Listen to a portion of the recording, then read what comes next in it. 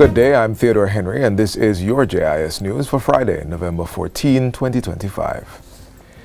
Jamaica has received more humanitarian aid from the Dominican Republic and the EU to support ongoing recovery efforts in the wake of Hurricane Melissa. On Wednesday, Foreign Affairs Minister Senator Kamina Johnson-Smith accepted a shipment from the Dominican Republic that includes food rations, mattresses, mosquito nets, blankets, bed linens, and medicines. The comfort of a mosquito net, of a sleeping cot, a package of food to serve a family of four for a week. These are things that bring certainty, that bring some comfort and stability at a time of extreme dislocation. The thoughtfulness of the government of the Dominican Republic in extending these gifts cannot be overstated. To date, the Dominican Republic has sent over 628 tons of relief supplies across multiple shipments to assist communities hardest hit by the hurricane. The European Union has also sent multiple aid packages, the latest coming last Thursday with approximately 50 tons of water, sanitation, shelter, and health items. Supplies were provided by the United Nations Children's Fund, UNICEF, the World Food Programme, and other partner organizations. Representative of UNICEF Jamaica, Olga Isaza, says the agency is leading the importation and coordination of relief items for children and families impacted by the hurricane. At least 280,000 children are severely affected in the country. We are working hard to reach at least 260,000 among of those. 170,000 are children. We know that the most compelling priorities in this moment is wash, sanitation, hygiene, and nutrition, among other many things, for example, health and protection.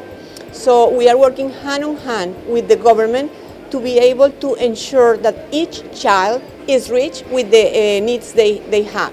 Local officials and business interests say the arrival of 2 cruise vessels in Ocho-Rios, St. Ann this week marks a renewed chapter for Jamaica's tourism sector in the wake of Hurricane Melissa. Stakeholders say the combined 6,500 passengers and crew signal that even after the hurricane's destructive path, the country remains open for business, and that the appetite for Jamaica is still strong among travelers and cruise lines alike. Carnival Corporation's Holland America vessel was in port with passengers and relief supplies. Its crew members also participated in cleanup efforts in St. Ann. It's a great morning for Ocho-Rios. The economic benefits of it's just going to start mushrooming again. Member of Parliament Matthew Samuda expressed gratitude for the shipment of relief, the third for the cruise line since the hurricane. Millions of persons have visited Jamaica via cruise over the years, and they've experienced the best the island has to offer. It's good to see one of our major cruise partners also giving back to us now that we have a particular challenge because of Hurricane Melissa. MSC Cruise also contributed to the flow, reinforcing confidence in Jamaica as a premier Caribbean destination. Restaurants and other business establishments in Ocho-Rios saw some encouraging traffic as visitors sought experiences from vibrant local cuisine to artisan crafts and guided tours of the region's natural beauty. The Urban Development Corporation UDC is reminding Jamaicans that the rate for entry to the world-famous Duns River Falls and Park has not changed. The current rate for resident adults remains at 1,000 Jamaican dollars with a valid Jamaican ID. For resident children, ages 4 to 12, the cost is $500 each. The tourist rates of $25 for adults and $17 for children also remain unchanged. In response to false claims circulating that claim the rate has changed, the UDC is encouraging members of the public to rely on official communication channels for accurate information regarding its properties and attractions. Meanwhile, Mayor of St. Ann's Bay Councillor Michael Belnavis points out that along with the famous park, other attractions are now open. Mystic Mountain, Dolphin Cove, Chaka Cove, and Chaka tours. They're all open. We went and toured all of those facilities, and they're pretty much all up. Not every attraction is open, but Blue Hole I know is open. So many a lot of things are happening right now. The attractions are there. The business community, they're excited of what is happening. So it's just a matter of really welcoming the guests and doing what is necessary. So it's really back to business and business as usual. Due to significant structural damage sustained during Hurricane Melissa, export operations at the Plant Quarantine and Produce Inspection Branch's export complex in Montego Bay have been temporarily suspended. All export inspection and related services normally conducted at the Montego Bay facility will now be processed through the Plant Quarantine Export Complex in Kingston until further notice. Exporters are therefore asked to make the necessary logistical adjustments and to liaise directly with the Plant Quarantine and Produce Inspection Branch regarding inspection arrangements and any additional requirements to ensure the continued smooth processing of export commodities. All import-related operations remain unaffected, and the branch will continue to facilitate inspections once an appointment has been scheduled with the office. The Ministry of Agriculture says the restoration of full services in Montego Bay remains a top priority, and regular updates will be provided on the progress of repair work. Fishers who lost their fishing IDs and licenses during the hurricane can now receive updated documents free of cost. Portfolio Minister Floyd Green gave the update during Tuesday's sitting of the House of Representatives. We understand that some of our fishers, especially along the coast, lost everything, including their fishers' IDs and their fishing licenses. As such, we urge our fishers to report that to the NFA. We will be reproducing all current IDs and licenses free of cost once we get that report from the fishers. To further support the recovery of the sector, the ministry will be implementing a moratorium on licensing and ID fees for fishers in the hardest hit parishes for 6 months.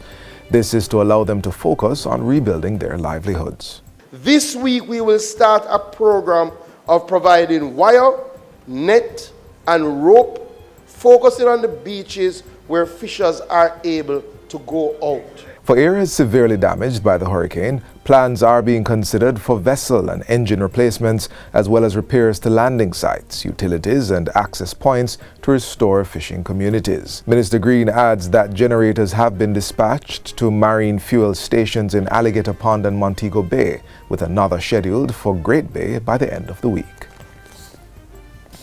With assessments now underway of structural damage for the rebuilding phase post-Hurricane Melissa, the government says it is pleased that there is an adequate supply of cement for that process.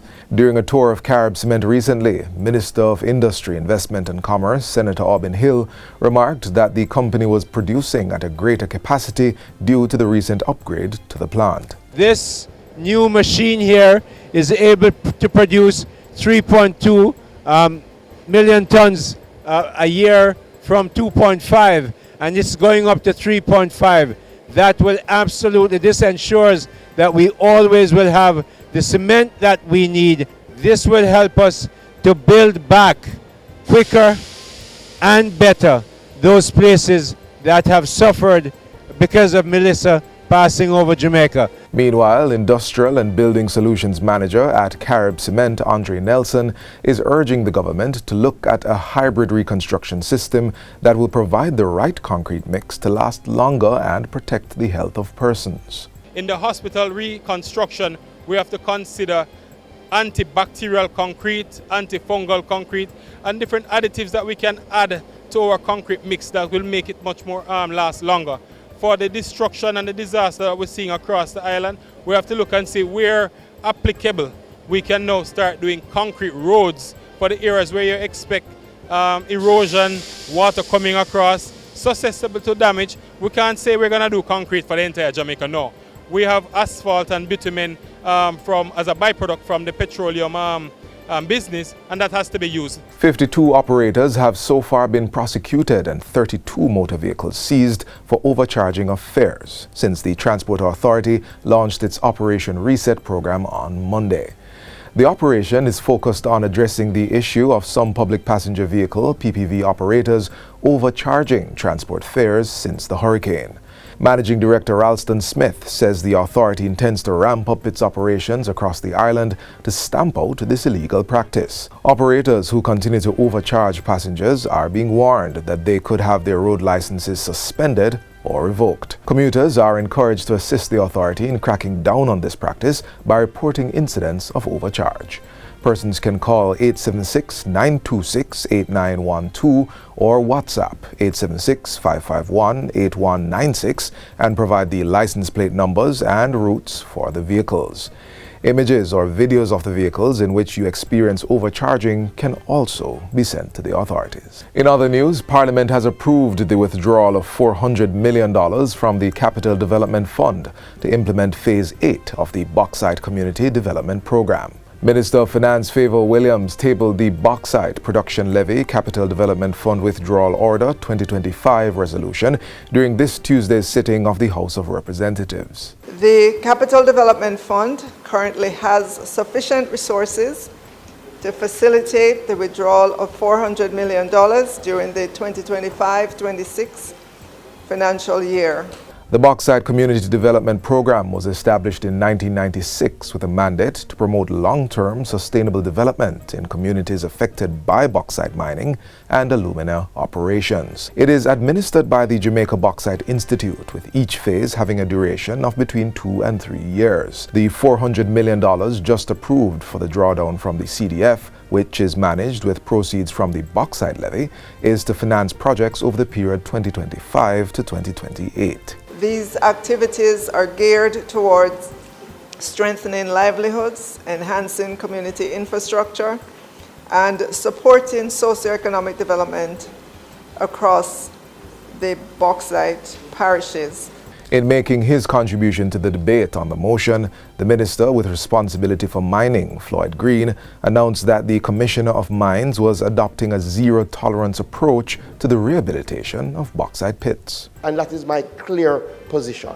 Because unless the pits are repurposed for use in agriculture, and I will speak to that, but they should be filled in keeping with the legislation.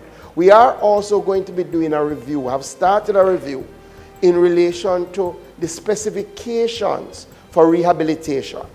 Because I've heard from enough persons and farmers that when the land is rehabilitated, enough topsoil is not there, so it makes it very difficult. And we plan to come to the House with changes to that regime.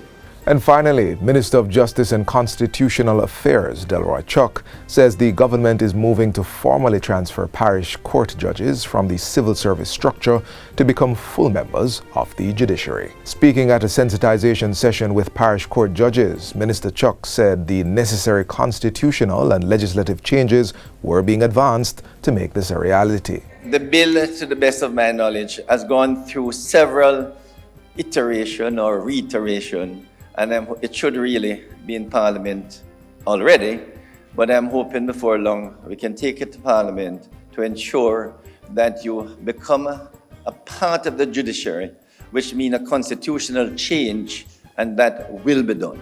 The minister also announced that the terms and conditions of service for members of the judiciary would again be reviewed. I will immediately, by next week, reappoint the commissioners to once again look at the terms and conditions in light of the law, which gives them the authority to make recommendations to Cabinet. He indicated that the same 3 commissioners who previously reviewed judicial salaries may be reappointed.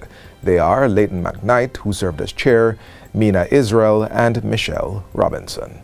And that's it for JIS News Today. I'm Theodore Henry. Thanks for watching.